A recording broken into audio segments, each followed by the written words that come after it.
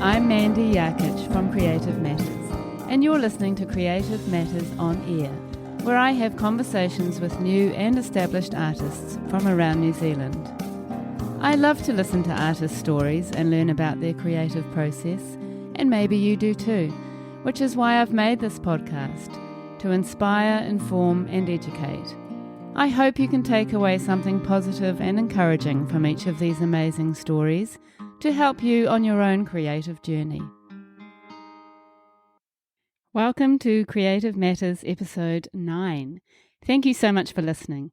This episode we're changing it up a bit. The host, that's me, will be interviewed today to give our listeners, that's you, an insight into what makes me tick, my philosophies, art practice, creative process and business. I have asked my friend and New Zealand artist Tanya Blong and also episode 1 guest to interview me. I hope you enjoy this episode as much as we enjoyed our conversation. And now I'll take the second microphone and hand over to Tanya. Thanks, Mandy. You know, it's great to be in Creative Matters headquarters again. So good to be here, and I'm so thankful that you asked me to interview you. So nice that you're here again, Tans, and I couldn't think of a better person to have a chat with, so thank you. Yeah. You know, we met 5 years ago when you were first starting Creative Matters, and your ideas about teaching really resonated with me. The whole ethos of planting seeds in young minds and stretching that creative thought was something I was passionate about as well. And that was the dog shaking. So I'm really excited about uncovering more today and hearing more about you. Let me start with introducing you properly though. So Amanda Jakich, also known as Mandy, is a self-taught abstract painter and the founder and CEO of Creative Matters. She's a proud mother of 2 young adults with a grandbaby on the way and lives with her husband George at Muriwai Beach, northwest of Auckland. Mandy's work responds very much to her surroundings, particularly the land, sea and sky, and the nature of her home place, Muriwai Beach, New Zealand. She is drawn to simple form and design, colour and composition, and enjoys experimenting with different materials, ideas and tools. So, Mandy, wonderful to be here, and let's get started. Please tell me, where did you grow up and how did creativity look in your formative years? Okay, so I was born in Auckland, New Zealand, and grew up in Milford on the North Shore. I had 2 brothers and, I had a really happy childhood. And, you know, when I look back, I didn't really feel like I was a particularly creative kid. You know, we kind of did sort of have influences, like my grandmother was an artist, and she was super creative, and she had a beautiful studio that was all set up with her oil pastels and coloured pencils and beautiful paints, and sounds like a magic spot. It was great, and it was kind of a happy place for me, I guess. And she was great at encouraging me and my brothers and my cousins to kind of sit down and make some work, you know, make some art, have a play. And my grandfather was super creative as well, and he was a sort of master woodworker and had a little shed out the back up in Castor Bay, and he used to make beautiful things out of wood, and he also used to make wooden easels, actually, art easels. Yeah. Do you own one of those? I don't, but I have actually looked for it. It was Jensen easels. Yeah. There were a few around, but I haven't been able to track any down, unfortunately. So I was really inspired by them, I think, and, you know, even down to little things like the little wooden paint box, and, you know, I was really kind of drawn to that sort of thing. I love my nana's jewellery box with all her costume jewellery that I used to go through, and that's quite a vivid memory. So, you know, they did inspire me, I think. And when I look back at my family, we had quite a lot of music in our lives, but it wasn't such a visual arts focus, I'd say. My mum was really creative and a really clever sewer, and she used to make beautiful tapestries and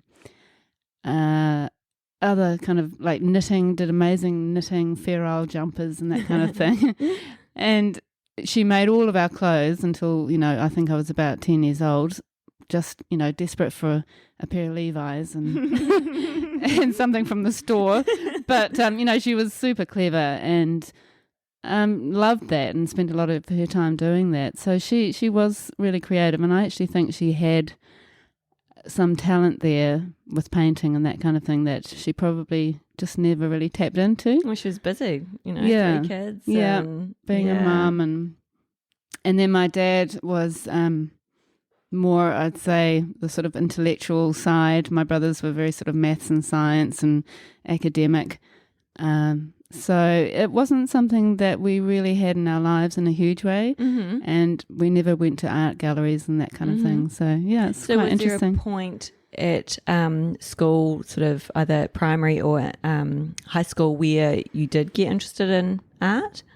Not really. I mean, that's the surprising thing. Through school and through high school, it wasn't really my thing. I didn't actually take art at school, which, is quite surprising considering how involved I am now in art education. But no, I didn't. I just didn't really feel like I had any talent, and wasn't really, encouraged down that path, I guess. And it was almost like it probably was there, but I just hadn't kind of tapped into it. But like my mum, sure. And I hadn't had the right people, apart from my grandparents, but I hadn't had sort of people at school encouraging me or sort of having faith in me, I guess. So I probably needed that encouragement because I wasn't sure myself. Yeah. And then it wasn't really until I got older that I started to find it myself and have enough sort of self-assurance to go there, I guess. And what were those early works? Were they paintings, drawings, or? I always used to, as a sort of older teenager, I used to love making cards and presents for people and that kind of thing. So I was kind of already doing a lot of that sort of creative thinking, I think. And then it was when I had Taylor, when she was born, then I started painting, once she was asleep. And then right through when Brody was born as well, not long after, 15 months after. Crazy time. I continued when I could to paint. So yeah, I mean, I was self-taught. So I think because I trained to be a teacher at the after high school. So when I was 16, 17, I started uni, which was teachers' college in those days. Very young. Yeah, it's pretty young. And studied primary teaching, and sort of was drawn to the arts, the music as well as visual arts there. And I think I came into teaching with a real love of teaching art. That was my favourite subject, and I found teaching very creative. And I loved having my own classroom that I could decorate, and then creating a really sort of creative curriculum for the children and encouraging them with their own art. So it kind of just developed, I think, through teaching, and then starting to just have a go myself with some painting. And did you have some inspiration back then around a particular theme, or? When I first started painting? Yeah.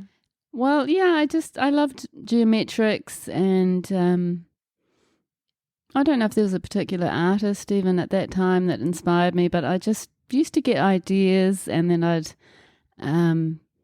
sort of nut out how I could make that, and I often involved my husband George with some of the materials and that sort of thing, using wood and paint. And then just sort of started putting stuff up on my walls, and then I guess it grew from there when people started to take notice and appreciate what I was making, which kind of surprised me at the time. Then I sort of kept making, I guess. Fantastic. And it just, I think, I needed obviously that encouragement probably from a long time ago. And then when I started to get it, that was the sort of fuel, I suppose, that got me going. Sure. And were you sort of selling to friends and developing your work in that way?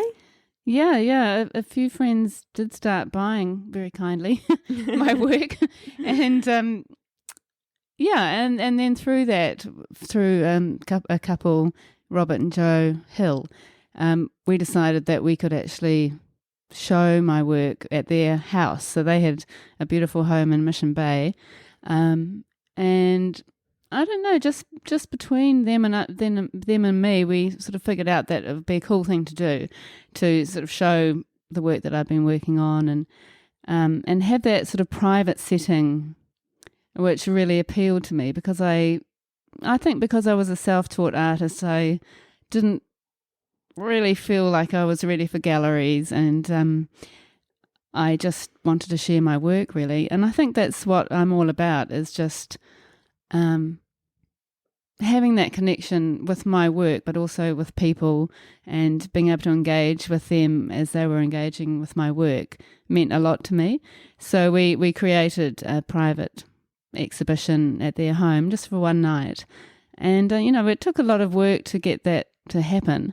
We just sort of worked on our own sort of social networks, and didn't really put it out there in a huge way, but did all the invitations and that sort of thing, which I really enjoyed as well. It was like a sort of whole project, and I think in a way it was good for me, because it just gave me something to aim for, and it sort of helped me to start really getting serious about making and painting, so that I had a good stash of work to put up on the walls.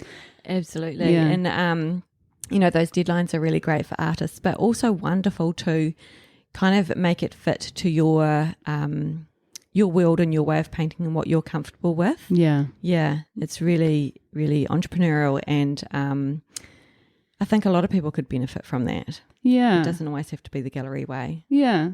I mean, it would suit some people and not others, I guess, but I think for me it felt really natural, and I look back and think, gosh, that was actually taking a risk. Huge risk. And putting myself out there, and but I guess I believed in myself enough to just share it and enjoy it.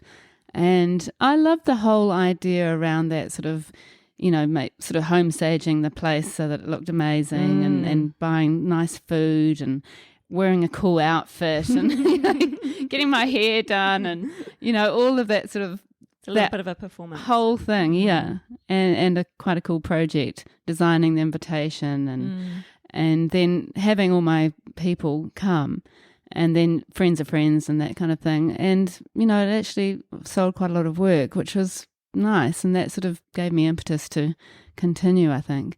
And so we actually did, I think it was definitely 2, but maybe even 3 shows, one each year at their place, at their house. And was this sort of running alongside also being a teacher and mother, and or were you still teaching at that stage? I had 2 kids, and Taylor and Brody, and I was working just part-time when they were young, a couple of days a week, and I was actually a music specialist teacher at that time, which is ironic in a way, but I did learn the piano up to grade 8 growing up, and at Teachers College I specialised in music, not in art, so sort of came out as a, somebody who could take a choir and that kind of thing. Not very well, I might add. But and I did actually do quite a bit of choir work, which I did enjoy all the way through my career. But I used to play the piano also for the main choir, and that absolutely terrified me, because I was really not a performing pianist. And oh my God, I've got so many scary images of, playing the piano nervously and not being able to control my fingers. And so, the music thing, I mean, I enjoyed it, but it just wasn't really my passion. I love music and appreciate it. George is a musician and my son's a musician, but it wasn't really my calling at that time. So I loved teaching, absolutely loved it. But the music thing was really just a good filler for when the kids were small, and that was my main focus at that time. And did you develop that whole idea of showing artwork in homes by going on to do another job, was it? Where you're home staging and working full-time in that avenue? Yeah. So in between sort of those 3 shows that I had in Mission Bay, I ended up getting a job with a home staging company, which was DMI Home Stages in Auckland. And that happened it was a coincidence really. A friend had used them to furnish a house that she was selling. And she approached me to see if I wanted to put my paintings in the house to go with the furnishing, basically.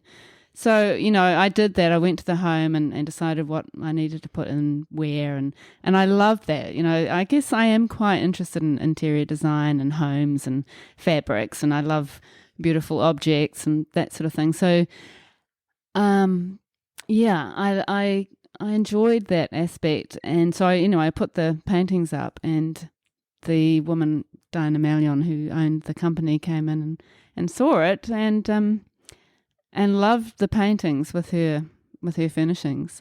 So basically asked me if I wanted to work for them as a contractor, I think it was, where I would just provide my paintings. So when they had a client, there was an option for original paintings which people could take on if they wanted to.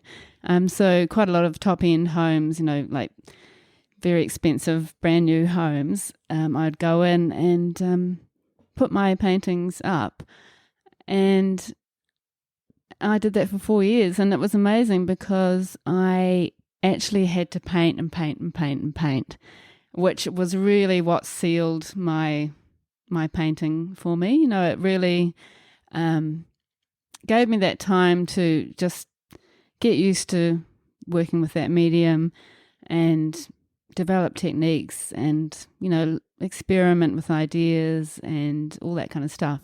And so, I'm quite grateful for that time because I think it just got me painting. And, I loved it. And it was great because the kids were at school. I'd paint or install works during the day and then pick them up after school, and it worked. It worked like well. A dream. Yeah, it worked really well for a mum. Yeah. So it was perfect, and I was pretty disciplined even then.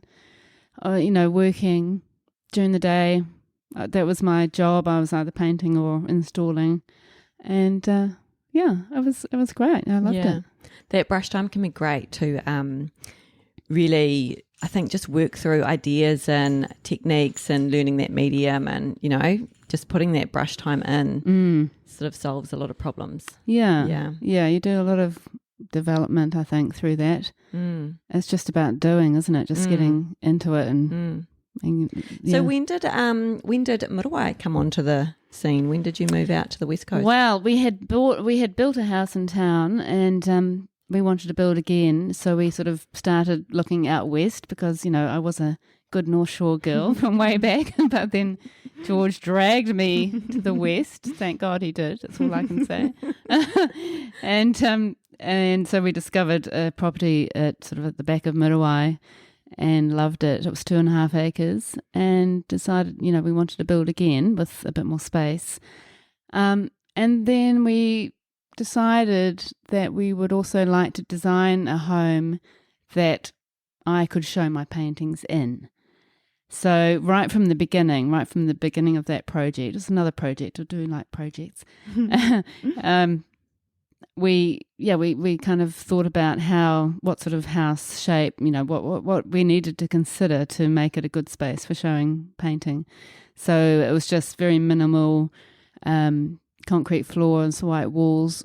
We installed spotlights on all the walls and lots of light.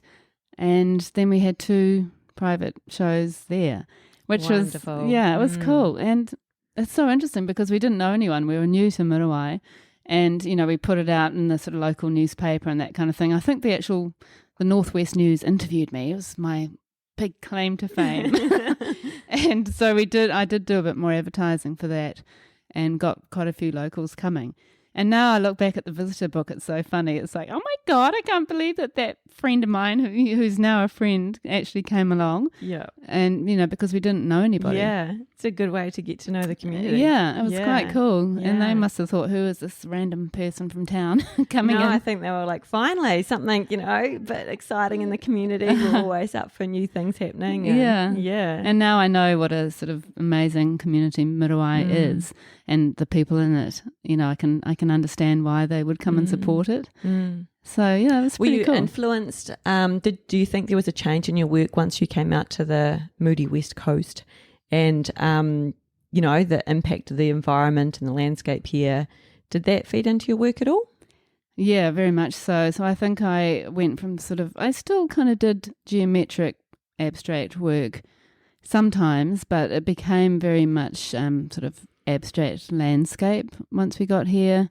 I did a big West Coast series. I did 12 large canvases, which were all sort of sky, beach, land, you know, sea, that kind of thing. And with different moods basically and different feelings, and they sold really quite well. I've only got one left actually, and yeah, so I was definitely influenced by that for some reason. I mean, it was funny because we didn't actually come to Muriwai Beach because we loved it so much. We really just were looking for some land to build on, which is interesting now because it's such a place for us, you know, it's our place, and we have so much love for Muriwai and the community, and you know, we're so passionate about this place and feel so at home, and you know, I feel like we'll be here forever. But we didn't actually realise that, even though we kind of had connections to Muriwai, both of us, you know, when we were younger. So yeah, we just sort of luckily found our spot and our community. And that's when my work kind of changed, I guess, in response to this environment. So I know that you ended up going overseas with Georgia's sailing for the America's Cup. How did being in a different environment change your work, and being away from Muriwai, did that have an impact?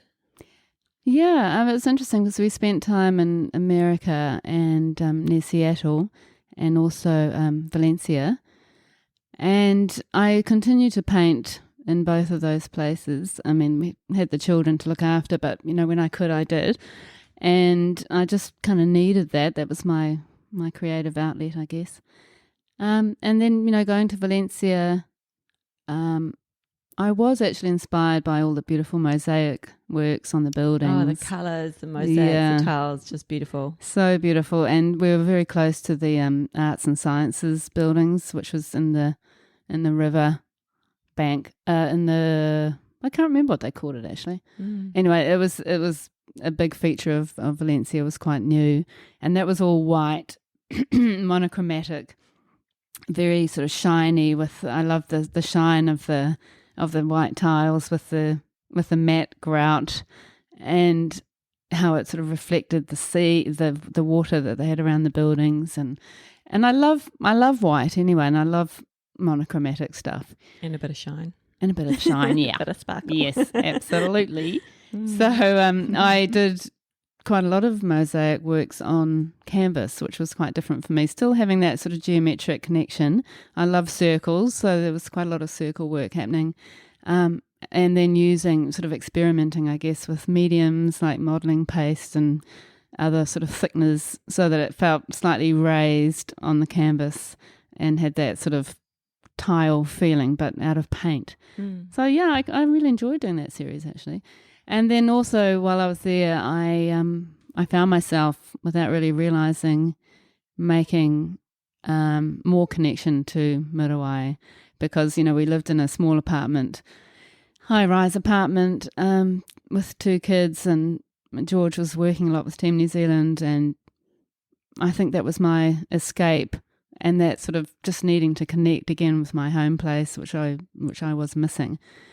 So I made quite a few abstract large works, and one of them was called Freedom, which was just using greens and, you know, different colours of green, and it just, that was, yeah, took me back to the land that we'd built around, and, you know, but it was still a very abstract view of it. Yeah, so it was almost like I was kind of playing with paint on the canvas, and that's what it became. And then I found the title, you know. So I didn't actually really always realise what I was doing until I finished it. I think that's the process many take, you know, and that obviously that absence of landscape and nature and environment was missing. And I think, sometimes we paint that so we do have it in our life or process it in some way. Yeah, totally. And so on your return to New Zealand, what happened then, work-wise and creative-wise? Well, I got a full-time job and I got back, so I was kind of ready to dig my teeth into something. I needed another new challenge. And I also kind of thought with my teaching, I'd been out for 10 years of full-time teaching. I'd worked full-time in primary schools for 10 years, then had the kids and worked part-time teaching, and then doing the home staging work. And then I just thought, well, I should probably go back and,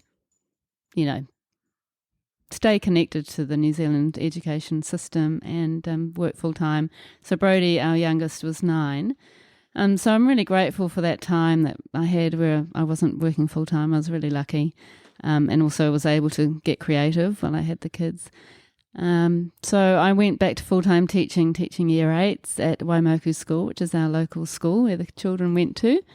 And that was pretty challenging, that class, actually, because I came through in term 3 and they'd had a difficult year. I was their 3rd teacher. And that challenged me, actually. They were quite a tough bunch. And anyway, got through that and then taught there for 4 years, and in that time sort of started really connecting with art, and I got the art job looking after the art department of the school.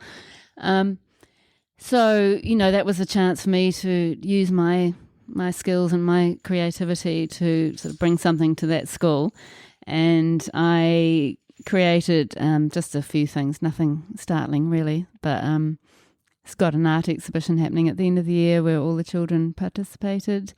And I also started some programs using local artists to come into the school and work with select children to extend them. And they sort of created murals and did all sorts of things. That was, just kind of using the artist's skills and allowing them to bring something else into the school for the children. So I really love that kind of thing. So I can see now that is kind of paving the way to the other things I ended up doing. But I wasn't really aware of it at the time. But yeah, so I love that. And art was my favourite subject to teach. I tried to smuggle in as much art as I could into my program. It's definitely had an influence. Yes, all that programming and thinking about how young children learn and how creativity laps over into other subjects. It's really beneficial. Totally. Yeah, and I'm really interested in the cross-curricular aspect of the visual arts. And that's something I do now, working with teachers, just trying to make connections right across the curriculum so teachers feel like they can, do more art in the classroom, and it's justified. Hopefully it's the new way of I hope so. Coming. Yeah.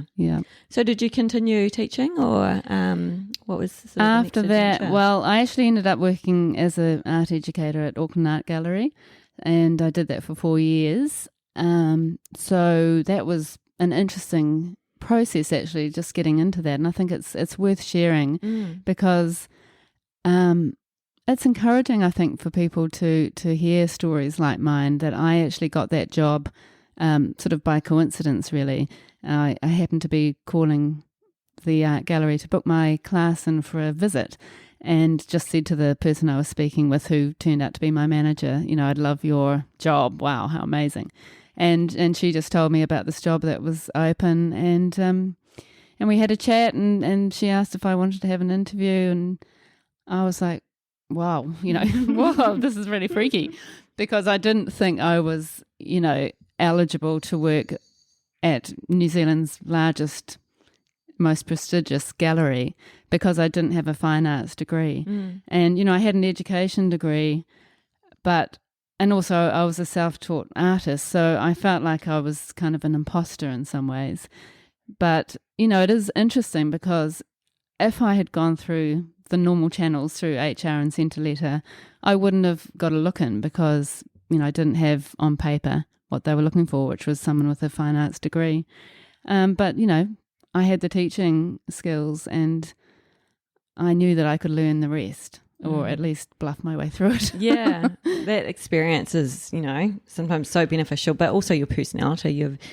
very sort of gregarious and open and put people at ease. So I'd say that paved the way too. Thank you. Yeah. What an amazing job. It was an amazing job, and it taught me so much because it really took me out of my comfort zone. And, I was terrified that I was going to look like I was stupid and didn't know anything.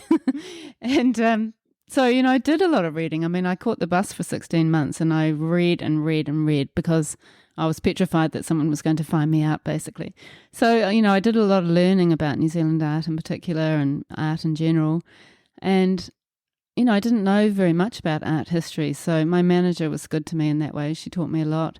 And just being at the meetings, where curators would talk about artists and, the shows that were coming. And I was just like a kid in a candy store. I mean, I just was like, oh my God, I love this. It was so great. And I learned so much.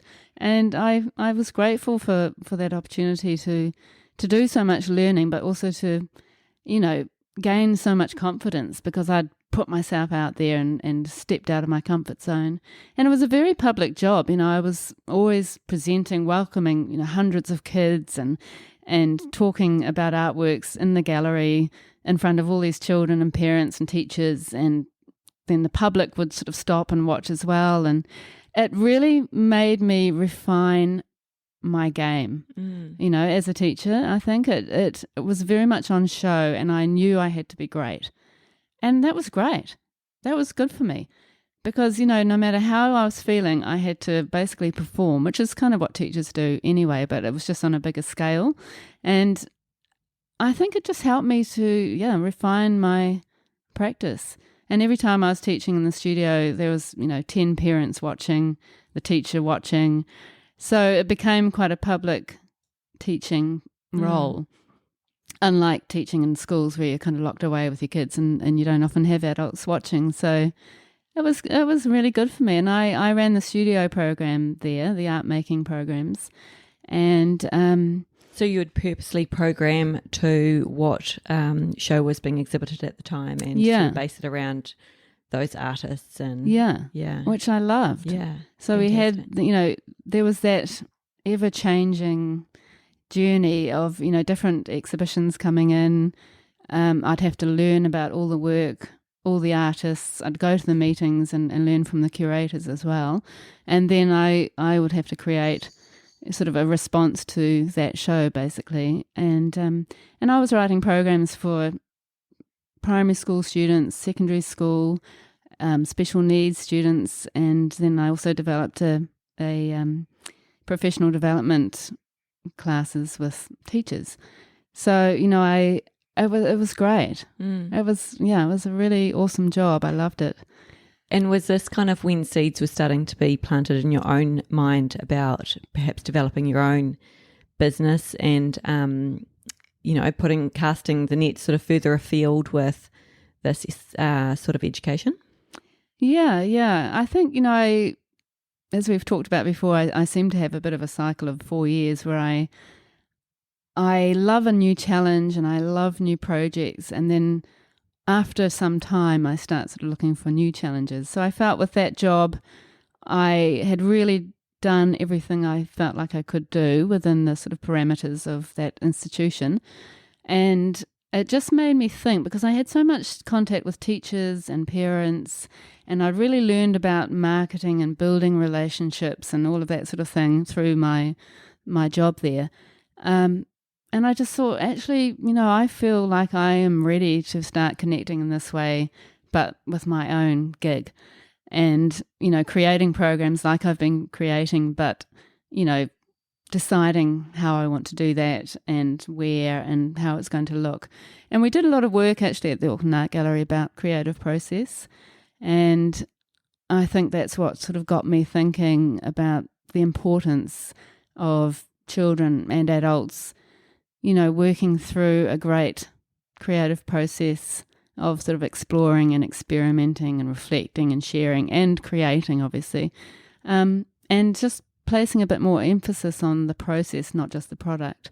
So I felt like there was a little bit of a need for that kind of thing, and I just thought, well, I would like to start that up myself if I could somehow. So did you just leap into it, or was it a keep that job on and slowly start, Creative Matters, or how did you juggle that? Well, for people who know me well, it's I'm pretty used to just jumping into stuff. So have a sort of thought, and it's like, yeah, I'm going to do that.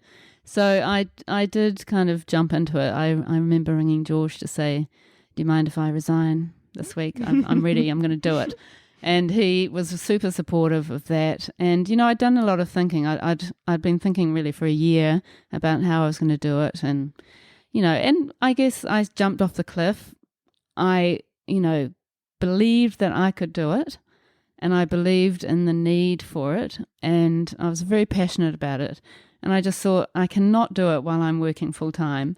And I can't do it justice. So I have to just do it. And yeah, I did believe in myself at that point. I mean, that's the beautiful thing about getting older and more experience. I knew I could do it. I had the skills. And just went about making it happen. So what, just sort of started with 1 or 2 classes, or? I just started in Muriwai Beach with a few after-school classes and then into holiday workshops and that kind of thing.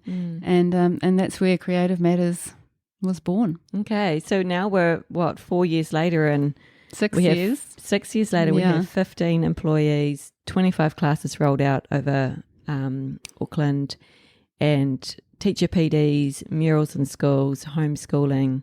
I'd love to know how you got from there to here. Wow, yeah, it's a big one, really. I mean, I probably need a couple of hours to go through that, but basically, in a nutshell, I very quickly realised that this was able to grow, and I'd had a lot of support out here, and there was a demand for it. And I worked with a business mentor in our previous business with George, and his name was Pete Smallberger, and he's an amazing man, and he taught us basically how to run a business. So we worked with him for 3 years. He was very, very patient with us because we were really kind of makers and not business people at that time. So he taught us that, and so I came in to Creative Matters with that knowledge of how to run a business. And then I went back to him after about a year just to get help for growing the business. So I was teaching 9 workshops a week, and I sort of realised, I was so busy teaching I couldn't really run the business, and I definitely could not figure out how I was actually going to grow it.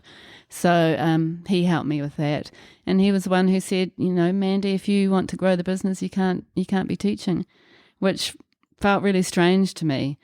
But I knew what he was saying, and I still teach 1 class. I teach holiday workshops sometimes just to keep keep involved. But now I write all the programs for my educators, train the educators, and and it's been great. We have after school workshops all over Auckland. We have holiday workshops in 3 venues.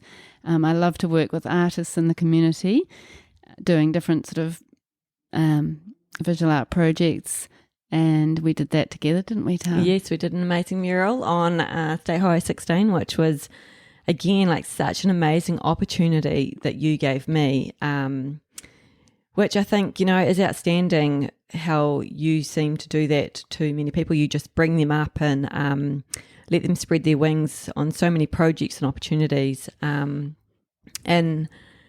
I see you sort of do that with teachers as well. You create these learning programs for them to then maybe hopefully put that into their classrooms. And I love how you just keep spreading this kind of ethos that you have. Yeah, thank you.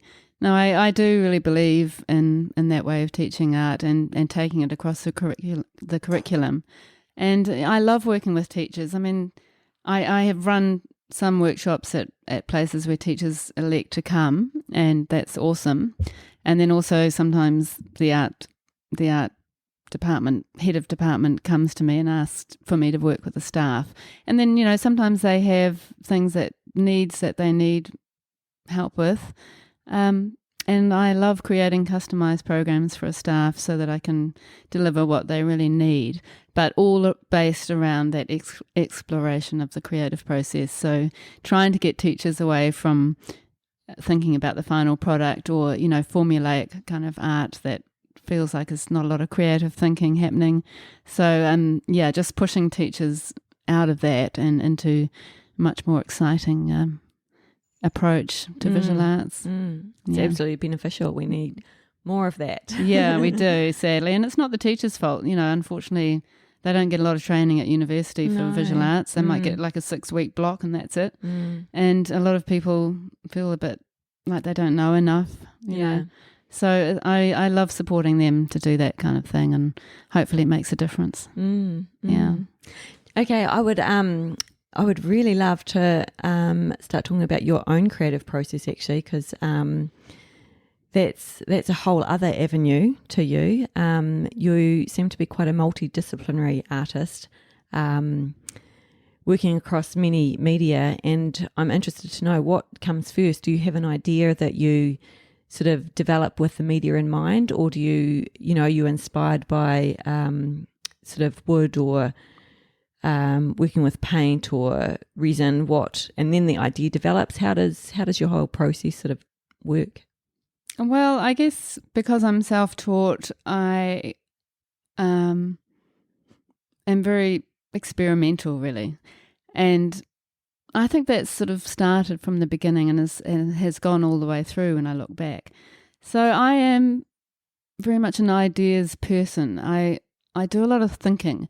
I like to walk by myself, so I often can be seen around Muriwai with my dog Mazzy, and walking in the forest and on the beach and in the bush. And I do a lot of thinking. I do listen to podcasts as well, but a lot of that is inspiration for me also. But just coming up with ideas around sort of different ways to use materials, I'd say, and different tools. And I guess it goes back to my sort of learning and enjoying trying out new stuff and that sort of thing. I quite like having an idea and then often talking to George, who is like the most amazing problem solver, and with his background in the sailing world and as a boat builder, he is amazing with carbon fibre and fiberglass and resin, and he also was a panel beater originally, and can weld and can work with metal and that sort of thing. So really he is a great person to speak with about what I want to do. And so George and I have actually done quite a lot of collaboration, and I think, more and more we are working together, which is really beautiful. And I think, once I'm old and retired, I don't see that happening. When I'm 85 or something, I don't plan to retire, actually, to be honest.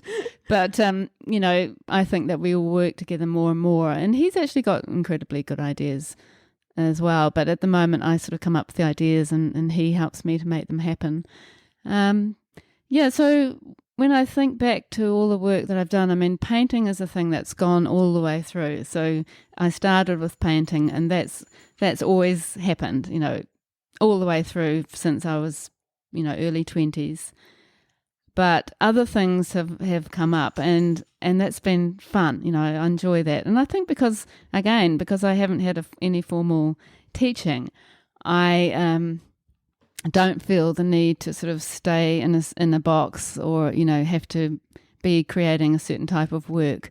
I'm very open to what I create and how I create it, and I just don't have those feelings of restriction or obligation, I guess, which is nice for me, and I like it like that. So I kind of like to run my own ship and just work with what's sort of inspiring me at the time. It's very freeing. It's very freeing to be able to, not be pigeonholed and switch from different media and not feel constricted to one medium or one style of art. And it sort of relates back to that whole way of thinking of definitely stretching your creativity and your process. Yeah, and I guess when you think, a lot of artists do just stick with the same medium, don't they? And some artists are more experimental with different things, I guess. I don't know. But I've had that painting going all the way through, as I said, but then also other things that have developed. So I I think the first project that I did that was quite different for me was some jewellery, a sort of a jewellery series. And, I'm not a jeweller, obviously, but I just kind of got the idea of the shells, the whelk shell that is worn down at the beach, and you end up with a round part of the shell that a lot of people put on their fingers as rings. And so I was quite fascinated with that idea that the natural shell is, becomes a ring for people. But I like the idea of being able to kind of adorn that and add to that idea of a ring that's been found in nature, but then adding something quite man-made to it. And so, I experimented a little bit. I think the first time that really got me going was when I found a shell, which just had this most beautiful curve at the top of it. And I was just like, oh my God, it's just crying out for something gorgeous in there. And then I thought maybe glitter, because I do like shiny things, as you said, a bit of a magpie. And I did try that. I put resin in, just clear resin, in that beautiful curve. So I was really just thinking about accentuating what was already there in nature. And I loved that each of those little shell rings was so different. And then I was just kind of working with what I had and Did you teach yourself resin casting, or did you go to someone to learn it? Because it is quite an involved process. Yeah, well, George taught me really again. So he showed me how to make a mould. So from that glitter and the curve thing, I thought, no, I don't actually like that, sadly, because it was such a beautiful shell. It wasn't really happening for me. So again, that's part of my experimental approach of just thinking, okay, I tried that and I didn't like that, and try another thing, and trying out different materials. So I had the clear resin and the glitter, and it just wasn't working with the shell for some reason. So then I thought, well, I'd like to actually raise it from the top of the shell somehow. How can I do that? And then that's what I thought, well, I could do a mould and put something sort of in it that's going to attach to the shell. So that's when I went to George and he showed me how to use resin. So it was all about, colouring the resin with pigments, which I loved, creating so fun and explorative. Yeah, it's very explorative. And I still didn't really exactly know what I was doing, but I was using powdered pigments. Not sure any of us do. No, exactly, which is a good thing in a way. Using powder pigments, and also just sort of mixing liquidy stuff with resin, and experimenting with quantities and that kind of thing, and colour. So that sort of went back to my painting with my love of colour making. So and what was the natural progression like? Because you did that for some time, and then I know, so you did the carbon fibre works with George, and then there's sort of a lot of other explorative work with lamps and resin as well. Yeah. Can you talk a bit about that? Yeah. So from the jewellery, I did that for a year or two, the jewellery, and really sort of developed that and did all sorts of cool things, which I loved. And just going back to the shells for a second, the most beautiful thing about it was that, it was beautiful in a way, but it wasn't a very smart sort of commercial thing. But I love the idea that the shell could only fit a certain finger. Yes. Yeah, and it was a little bit like Cinderella and the glass slipper sort of thing. And those shell resin rings were actually incredibly comfortable if you found the right shell. So I like the idea of, the shell finding its rightful owner, and, the owner finding its rightful shell kind of thing. And also, connecting to certain colours that meant something to them. And, so that was a nice aspect to it. But I couldn't really sell them because a lot of people couldn't find one that fitted. So you mean in a way that it was a bit hard to sort of put online or sell it in that way. I must say though that all your marketing and like everything that you do, it was very polished and well presented, and sort of had this whole feel to it as well, which I think it adds to your work when you can take it that step further. It's not just about trying something on, it's that whole, I hate to use the word brand, but it's that whole kind of experience that you're selling. Yeah.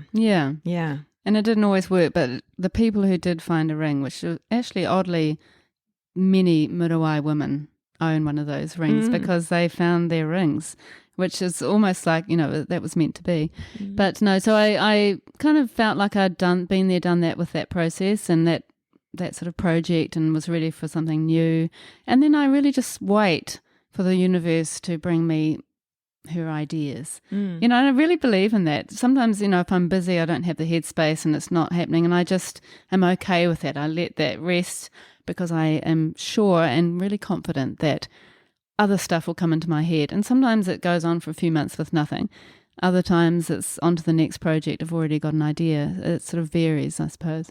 So from there, George and I worked together to make fiberglass cylinders, which I painted with sort of geometric work, and then also responding to nature. So I take leaves out of our garden and draw around the fiberglass and then paint those. And they were all white on fiberglass, white paint. And they were beautiful. I mean, we sold a few, and I've got quite a few at home. Friends have got some, and they were quite nice. I wanted to kind of take the lamps and the light concept further, but never really did. And then we did another series together where it was carbon fibre and acrylic lacquer on plywood blocks. And we did that for the Muriwai Arts Show in 2019, which the theme for that was Connect. So I thought it was a really cool thing to bring George's background in yachting and his skills with carbon fibre together with my painting. And to explain those cool. a little bit more, I think, they're very sort of reflective, they're shiny, these matte aspects to them. I would say they have a little bit of an architectural feel to them, and there's a strong design component, quite often black with black matte, bit of gold. Yeah. And the carbon fibre, once it's highly polished, is, you can see the weave of the fibre. So it's got a beautiful, it's like 3D sort of aspect against the flat acrylic lacquer, which was quite interesting too. Yeah, so that was fun. So what's happening in the current time? What is your current practice? Well, at the moment, I've sort of got a couple of things going really. In the last year, I have been doing quite a lot of painting. So I am actually working on a series which I call my Abstract Garden series.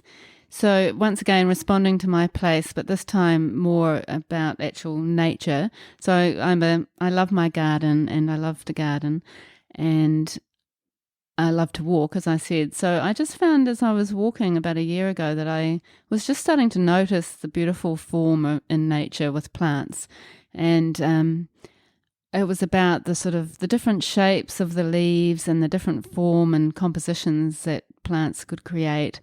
And I started just taking photographs of those. And then I loved the idea of sort of taking that natural composition and either playing with it or leaving it exactly as it was, but then sort of altering the feel of it by adding sort of colour and making it feel quite abstract, but sort of from a natural place that I had observed, in my home place. So I felt quite connected to it. It felt quite personal. And it was also, that idea of capturing a moment in time, that plant at that particular time of the year on that day, which felt nice for me. So it was, really making connections. And then I titled all of those works with the road that I found, or the place that I found the plant. So it might be something like Motatara Kawa. So that's my road that I live in, and the type of plant. And so it was really making a strong connection to this place, and then sort of taking it to an abstract place. Again, they are, there's a strong design sort of aesthetic there, and these works are quite poppy in colour. Sort of to describe them quite vividly, they have, shots of bright pink and blues, and quite often an outline and, hot pink or yellow or mustard. Is there a sort of a colour inspiration for you from some source?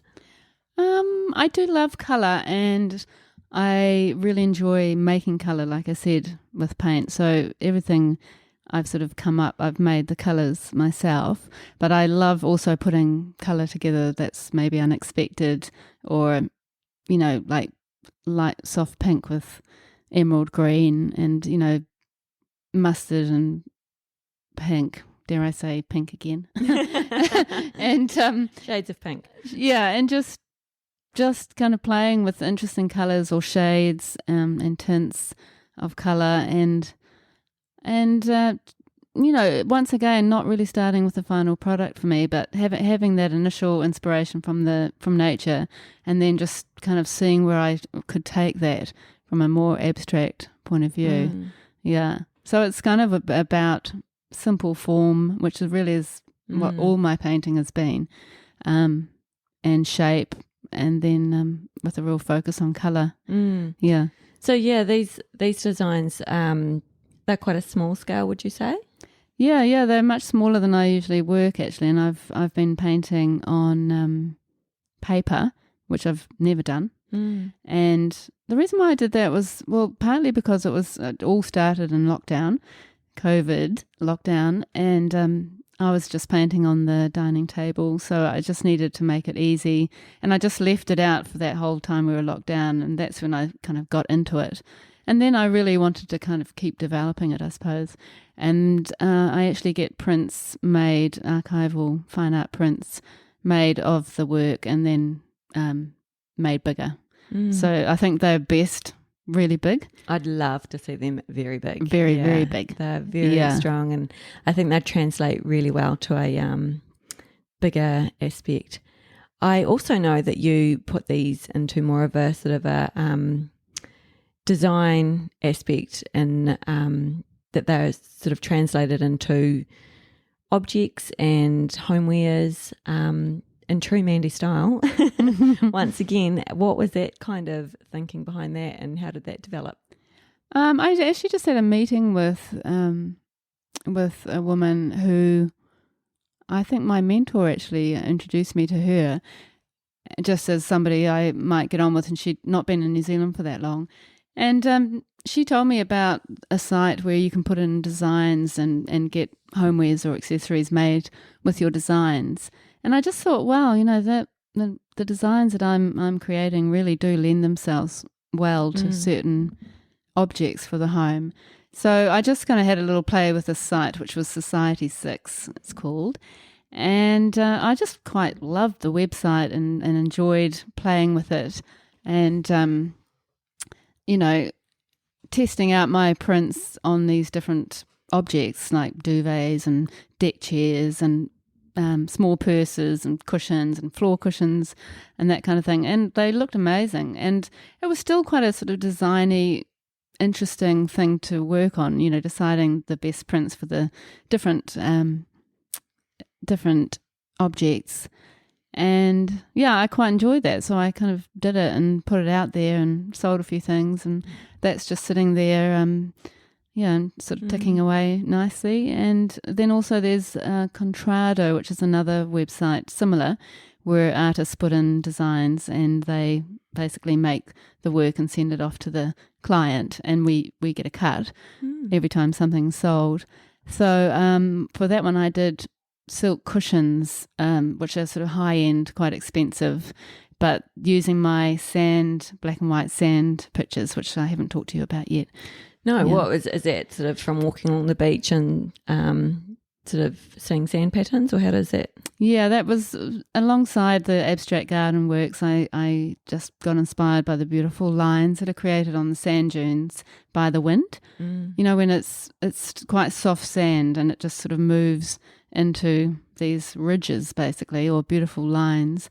So I started doing a similar thing to the garden series and photographed the actual lines, and again was very interested in that, capturing this moment, this natural pattern that we may never see again, and just then sort of transferred those lines into black and white paintings using gouache on paper.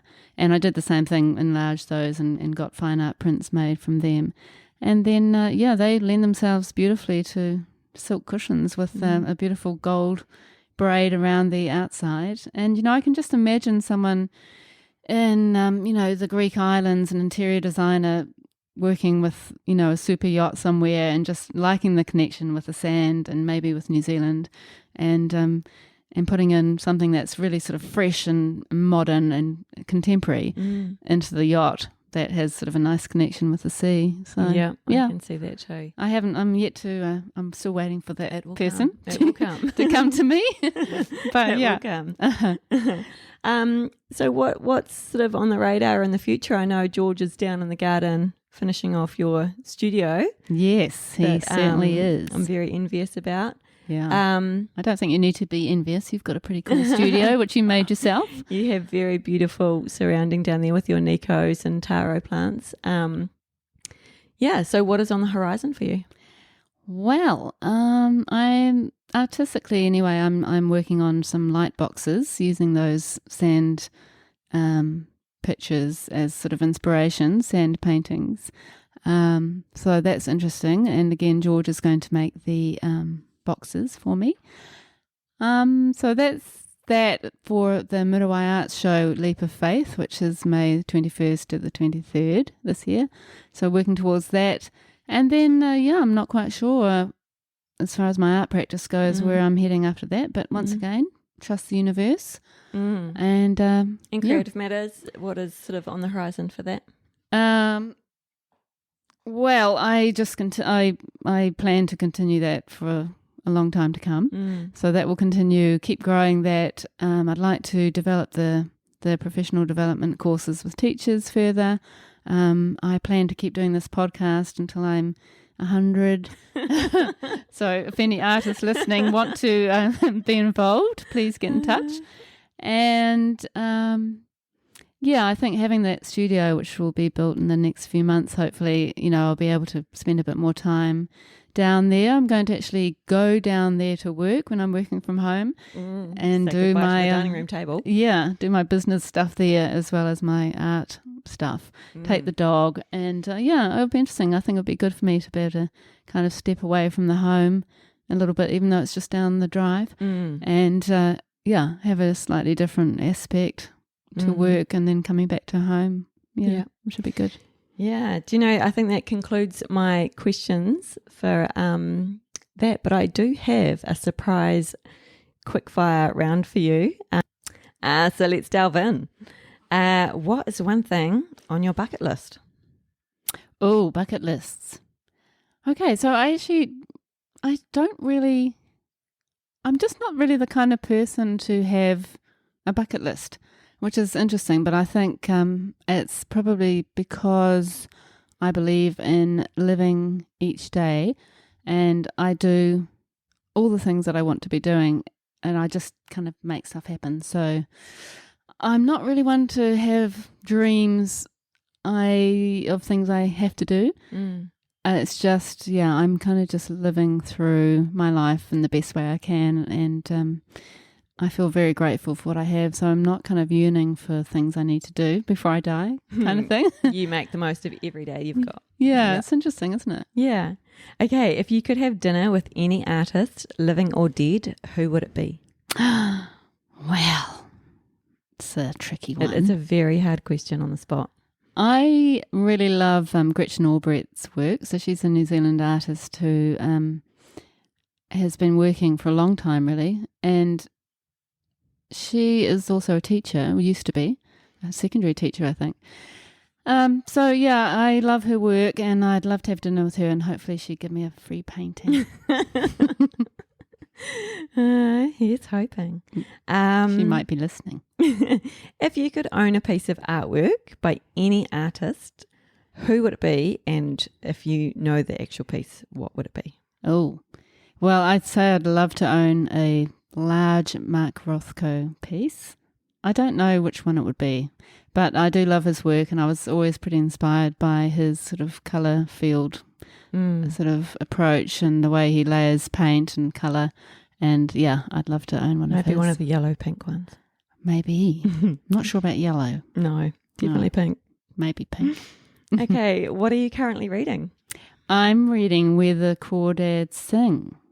Oh, Where the Crawdads Sing. Is that the title? Where the Crawdaddies Sing? Where the Crawdads Sing. Crawdaddies. Oh, Crawdaddies. That is one of my favourite books. Really? I really, I think there's so many kind of metaphors around nature that relate to humanity. Oh, that's interesting. Lots of lessons in there to sort of parallel nature and how humans sort of have that symbiosis as well. Interesting. Yeah, I've only just started it. All my book club say I must read it, and they all loved it. So yeah, be interesting. Okay. What is one thing that your mother or father taught you that had a real impact on your life? Well, that is a hard one. Also, Tan, you are dishing out some gnarly questions. Well, I think my dad, he, being a commander in the Navy, he sort of had high expectations, and we were basically like his little officers, and he expected a lot from us. But, having high expectations of me, I think, has been a great lesson, and even though I struggled with it when I was a teenager, big time, Dad, I think it's really sort of guided me through my life to have high expectations of myself and get into lots of different things and try to do them as best I can. So thanks, Dad. Yeah, beautiful. What event or timeline has been your biggest teacher? Well, I guess it's probably the challenges of medical stuff for me and also for our son quite a while ago.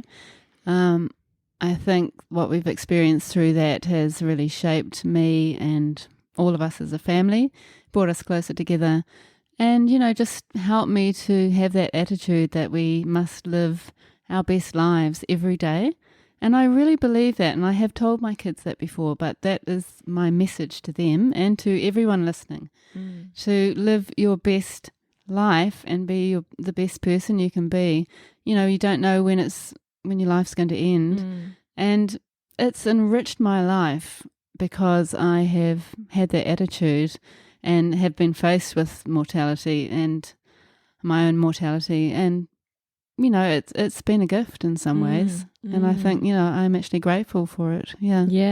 Yeah, absolutely. It's a really big learning curve there. Absolutely. Well, Mandy, this concludes our interview, Flipping the Switch today. It's been really interesting being on the other side of the mic. Yeah. But, I think I speak collectively when I say thank you so much for being the absolute champion of the arts that you are. You put so much into the community. You support everyone that you work with professionally and, as friends, family. You really bring people up to be the best that they can be and, really let them spread their wings and support them in every way. It never ceases to amaze me, your ideas that come along and what your next projects are, always really ambitious. And I look forward to seeing what happens in the future. I'm so interested to watch your path.